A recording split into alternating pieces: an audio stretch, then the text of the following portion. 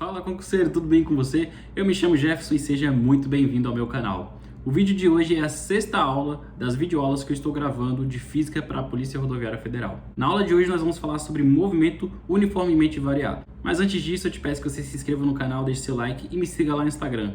O link está na descrição do vídeo.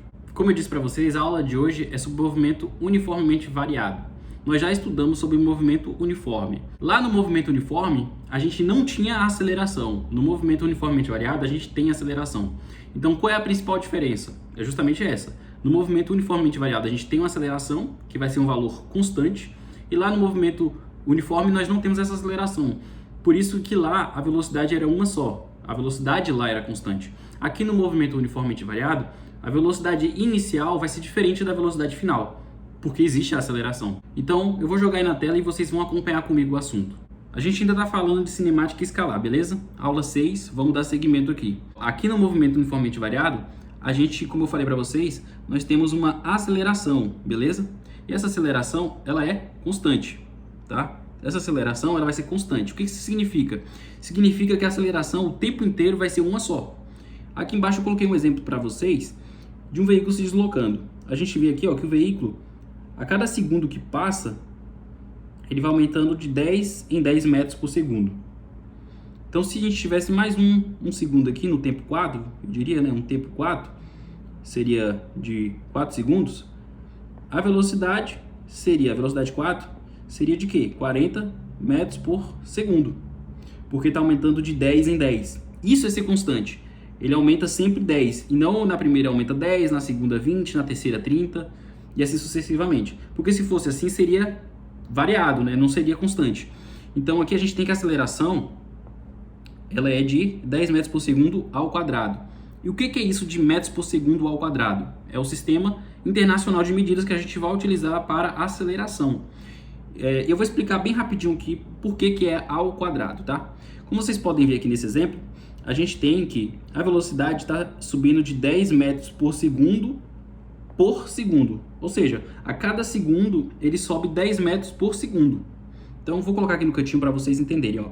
Ele segue 10 metros por segundo.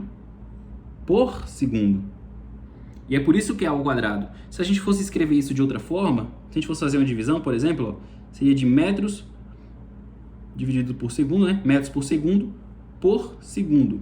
Aqui embaixo do segundo a gente tem um número 1, que seria invisível, digamos assim, né? E se a gente for fazer uma divisão de fração, conserva a primeira e multiplica pelo inverso da segunda. Então, conserva a primeira e multiplica pelo inverso da segunda. Aqui, m vezes 1 é igual a m. E s vezes s é s ao quadrado. Então, por isso que é metros por segundo ao quadrado. Beleza? É bem facinho, tá, pessoal? A gente aprendeu na última aula essa questão da aceleração média, que é essa fórmula aqui, né? Que é a variação da velocidade dividido pela variação do tempo. Então, se a questão não der aceleração, a gente descobre qual é a aceleração pela fórmula de aceleração média, beleza? Então, só mesmo para a gente fixar o conteúdo, o movimento uniformemente variado, ele tem aceleração. E essa aceleração ela tem que ser sempre constante. Ela não pode ser uma aceleração variável. Porque a velocidade inicial vai ser uma e a velocidade final vai ser outra. Beleza? Eu vou seguir aqui para o próximo assunto. Assim como lá no movimento uniforme, a gente lá tem uma função, né? A gente tem a função horária do espaço lá. Aqui, no movimento uniformemente variado, a gente também vai ter uma função horária do espaço, mas a gente também vai ter uma função horária da velocidade, tá? Na próxima aula a gente vai falar sobre a função horária do espaço. Para quem lembra, lá na função horária do espaço do movimento uniforme, a gente tinha a fórmula do sorvete. Aqui, no movimento uniformemente variado, na próxima aula a gente vai aprender a fórmula do sorvetão, que é a função horária do espaço aqui no movimento uniformemente variado. Mas agora nós vamos aprender essa fórmula que é a função horária da velocidade. A função horária da velocidade ela é composta de velocidade final, velocidade inicial, aceleração e tempo. Então, qual é essa fórmula? Essa daqui, ó. Essa fórmula aqui, a gente, para decorar ela, alguns professores até têm alguns mnemônicos e tal. Eu decorei ela como VOAT, tá? Então, que seria basicamente isso daqui, né? O VOAT. Então, a velocidade final igual à velocidade inicial mais a aceleração vezes o tempo. Esse mais AT aqui, ó, em alguns casos ele pode ser menos, tá? Em alguns casos ele vai ser negativo. Eu vou explicar isso mais para vocês. Mas basicamente, a aceleração ela vai ser negativa quando a aceleração ela for contrária à trajetória. Então, se o veículo estiver deslocando em uma trajetória e a aceleração estiver no sentido contrário, ou seja, o veículo estiver desacelerando, freando, a gente tem um movimento retardado. A gente até aprendeu isso em alguma aula anterior. E aqui na função horária da velocidade não tem muito segredo. A gente vai usar ela para descobrir sempre que a gente tiver, por exemplo, a gente tem, vamos supor que a gente tem esses três valores aqui finais. A questão nos deu a velocidade inicial, nos deu a aceleração e nos deu o tempo. A gente quer descobrir qual é a velocidade final. A gente vai usar ela, beleza? Ou então, se a gente tiver, a gente tem a velocidade final, a gente tem a velocidade inicial, tem o tempo e quer descobrir a aceleração. Então a gente sempre vai usar essa fórmula para descobrir algum desses quatro pontos aí, ou a velocidade final, ou a velocidade inicial, ou a aceleração, ou o tempo. A maioria das questões dá aceleração, tá? A maioria delas vai dar aceleração. Se for uma questão, por exemplo, de queda livre ou lançamento vertical, ele sempre vai dar a aceleração da gravidade, que na maioria dos casos será de 10 metros por segundo ao quadrado. Lembrando que a gravidade, na verdade, seria 9,8, né, metros por segundo ao quadrado, mas a gente acaba arredondando para 10 para o cálculo ficar mais fácil. E se for algum outro tipo de deslocamento, a questão ela também pode dar aceleração. A gente vai fazer uma questão agora para vocês fixarem o conteúdo e entenderem um pouco melhor essa questão da fórmula do Voigt. Beleza, pessoal, a gente tem aqui agora uma questão para resolver e vamos resolver ela aqui. É o seguinte, ó, a questão diz o seguinte: a equação horária apresentada a seguir fornece a velocidade de um objeto lançado verticalmente para cima. Ou seja, tá falando que essa função aqui, ó, ela representa a velocidade de um objeto lançado verticalmente para cima. Então, a gente vai lançar um objeto para cima, ele vai cair, e essa função é o que vai dizer isso aí. Ela vai dizer qual é a velocidade dele. Então, sempre que a gente for fazer um cálculo, a gente tem que adotar a trajetória para algum lugar, tá? Então, eu vou adotar aqui, ó, já que vai ser um deslocamento para cima, eu vou adotar a trajetória para cima, beleza? Ele fala que a gente vai lançar um determinado objeto. Então, tem a força da gravidade, né? A gente vai aprender isso aqui mais lá para frente, tá, gente? Em lançamento vertical. Isso aqui é só mesmo para vocês entenderem a questão da fórmula. Não se apegue tanto ao que eu estou fazendo aqui agora, esse desenho que eu estou fazendo agora, porque isso a gente vai aprender lá em lançamento vertical.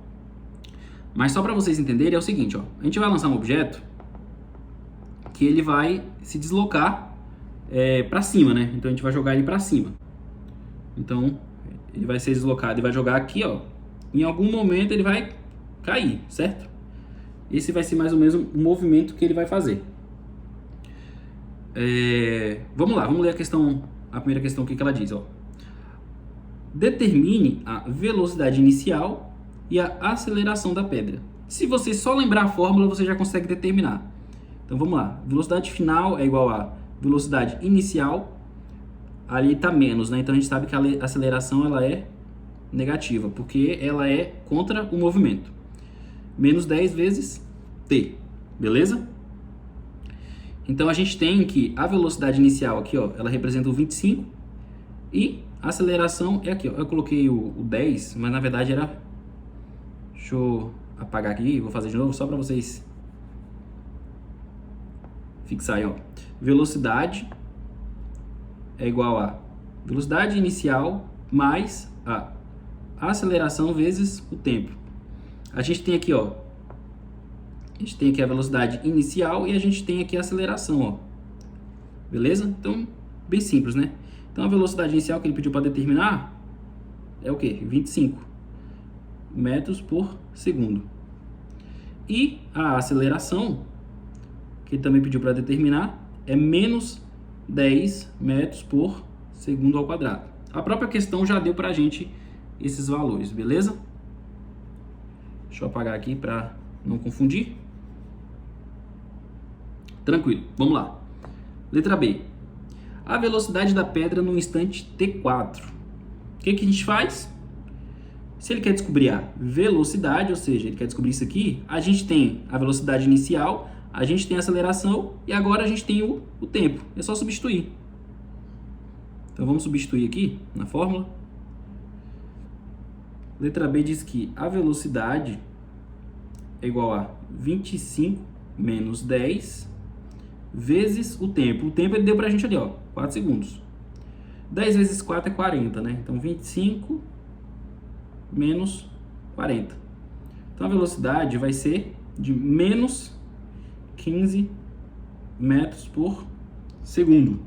Essa daqui é a nossa resposta. Menos 15 metros por segundo. Então ele pediu qual é a velocidade, né? A velocidade é igual a menos 15 metros por segundo. Vamos para a letra C. Verifique se há inversão no sentido do movimento e se houver, em que instante isso ocorre.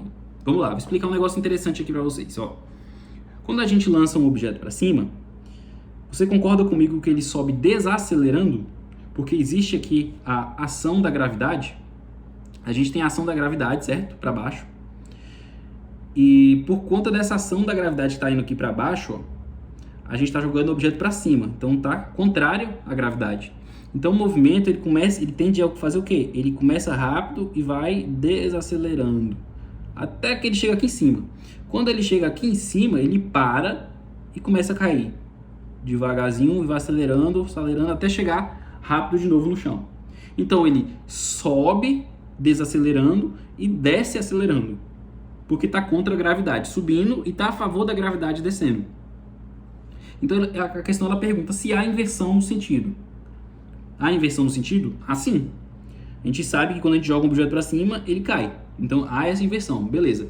Agora ele pergunta, se houver essa inversão, em que instante isso ocorre? Quando a questão ela pergunta instante, ela está falando de tempo. Então ele quer saber o que aqui na forma? Qual é o tempo? Então a gente precisa descobrir qual é a velocidade. Quando o objeto está subindo aqui, ó, ele vai desacelerando até chegar na velocidade o quê? 0. Então aqui em cima, ó, a velocidade aqui, ó, é 0, beleza? Então é só substituir agora essa velocidade, que é o tempo em que isso ocorre, lá na fórmula. Então vamos lá, ó. Deixa eu colocar aqui para vocês verem, ó. Então a velocidade, a gente vai colocar 0 igual a 25 menos 10 vezes tempo, que é o que a gente quer descobrir. A gente quer descobrir exatamente qual é o instante que ocorre essa inversão. O 25 que está aqui positivo, a gente vai jogar para cá negativo, né? Então, menos 25 é igual a menos 10 vezes o tempo, que é o que a gente quer descobrir. Como está tudo negativo, a gente pode multiplicar isso aqui por menos 1, né? Vamos multiplicar por menos 1, aí vai ficar 25 é igual a 10 vezes o tempo. Agora que esse 10 está multiplicando, a gente joga para cá, dividindo. Então, tempo é igual a 25 dividido por 10. Então, o tempo é de 2,5 segundos. Achamos a resposta. Tranquilo, né? Então, ó, ele vai demorar 1, 2 e meio. Quando der 2 segundos e meio, ele chega aqui, ó. Quando der 2 minutos e meio, ele chega nesse ponto aqui, ó, nesse vértice. Beleza? Então, a resposta da letra C é 2,5 segundos.